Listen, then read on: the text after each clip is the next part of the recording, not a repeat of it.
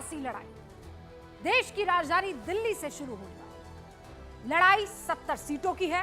केजरीवाल अपने home turf पर hat trick लगाना चाह रहे हैं और बीजेपी 25 साल बाद वापसी की राह तलाश रही है। और ये सियासी लड़ाई बहुत बहुत इंटरेस्टिंग है, क्योंकि ये वो दिल्ली है जहां से केंद्र की सत्ता चलती है। ये वो दिल्ली है जहां प्रधानमंत्री से लेकर सबसे छोटे संसदीय क्षेत्र लक्षद्वीप के सांसद तक रहते हैं। दिल्ली वालों का दिल जीतना है और इसके लिए तीनों ही पार्टियां एड़ी चोटी का जोर लगा रही है। यकीन मानिए, केजरीवाल का क्या दावा है कि हमने विकास किया है, और मैं आपको एक एक करके बता देती हूं केजरीवाल क्या कह रहे हैं। वो कह रहे हैं भाई हमने तो विकास किया है, सबको मुकाम दिया है विकास विकसित दिल्ली का।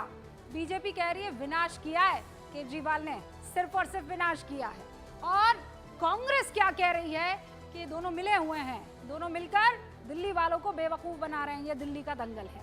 तो किसकी बातों पर दिल्ली वाले यकीन करेंगे, यही तय होना है और यही लड़ाई है। और इसी लड़ाई में, इसी रस्साकसी केजरीवाल दो बहुत इंटरेस्टिंग दांव चल जाते हैं। अब ये दो इंटरेस्टिंग दांव क्या है? केजरीवाल क्या करते हैं, चिट्ठी लिखते हैं। किसको चिट्ठी लिखते हैं? संघ को चिट्ठी लिखते हैं, और उस चिट्ठी में क्या है? बीजेपी की शिकायत है। और दूसरा दाव, पुजारियों और ग्रंथियों को सम्मान राशि देने का ऐलान करते हैं, और सम्मान राशि कितनी? 18,000। और इन दोनों को अगर आप देखें, एक तो पुजारियों को और ग्रंथियों को 18,000 रुपए देना, और दूसरा संघ को चिट्ठी लिखकर बीजेपी की शिकायत करना। दोनों का केंद्र बिंदु आपको क्या नजर आता है? हिंदुत्व।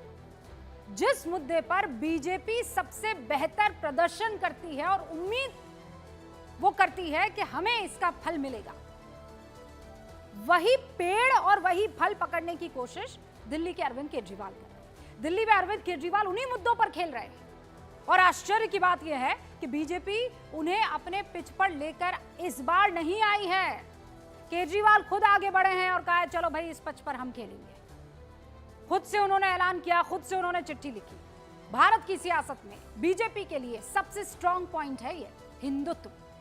विपक्ष भी बीजेपी पर हिंदुत्व की सियासत का आरोप बार बार लगाता है। बीजेपी के लिए किसे बैकबोन कहा जाता है, मैं आपसे पूछूं, किसे कहा जाता है कि जिसकी वजह से उसका पूरे के पूरे राष्ट्र में एक अपना मुकाम बना हुआ है, अपनी एक पकड़ बनी हुई है, वो है आरएसएस, राष्ट्रीय स्वयंसेवक संघ। अब केजरीवाल इन्हीं दो मुद्दों पर बीजेपी को घेरने की कोशिश कर रहे हैं। साल के पहले दिन केजरीवाल पोस्ट करते हैं एक्स पर, एक तरफ पुजारियों और ग्रंथियों को सम्मान राशि दिए जाने का बीजेपी पुरजोर विरोध करती है, दूसरी तरफ मंदिरों को तोड़ने की तैयारी कर रही है, ये कहा जाता है। लोग इसे लेकर बेहद नाराज है, अरविंद केजरीवाल लिखते हैं। इसी दिन केजरीवाल फिर राष्ट्रीय स्वयंसेवक संघ को पत्र लिखते हैं, बीजेपी की शिकायत करते हैं। पहली शिकायत क्या करते हैं कि बीजेपी लोगों को पैसे बांट रही है। दूसरी शिकायत क्या करते हैं कि वोटरों के नाम काटे जा रहे हैं। यानी केजरीवाल हिंदुत्व और संघ दोनों मुद्दों पर बीजेपी को घेरने की पूरी तैयारी कर चुके हैं। जबकि चुनावी इतिहास उठाकर आप देख लीजिए, जब जब विपक्षी दलों ने सॉफ्ट हिंदुत्व के सहारे बीजेपी को घेरने की कोशिश की है, विपक्षी दलों को मात खानी पड़ी है। सबसे बड़ा उदाहरण 2019 का है, लोकसभा चुनाव। याद कीजिए, बड़े बड़े मंदिरों में राहुल गांधी जा रहे थे, दर्शन कर रहे थे। उसके बाद क्या हुआ? कांग्रेस को सबसे बड़ी शिकस्त मिली। लेकिन केजरीवाल इससे पीछे हटने की सोच नहीं रहे और पीछे हटते हुए दिख भी नहीं रहे। सियासत इतनी हावी है कि मंदिर तोड़ने का आदेश देने वाली खबरों को उपराज्यपाल वीके सक्सेना फर्जी बताते हैं, लेकिन केजरीवाल लगातार हमलावर है। बीजेपी भी पलटवार कर रही है, वो पीछे नहीं हट रही है। बीजेपी पुजारियों और ग्रंथियों के सम्मान देने के उस पूरे के पूरे खबर को और ऐलान को चुनावी जुमला बताते हैं। कहते हैं अगर केजरीवाल पुजारियों और ग्रंथियों को सम्मान राशि देना ही चाहते थे तो 10 साल पहले जब मौलवियों को सैलरी देने का अनाउंसमेंट किया था तभी कर देते।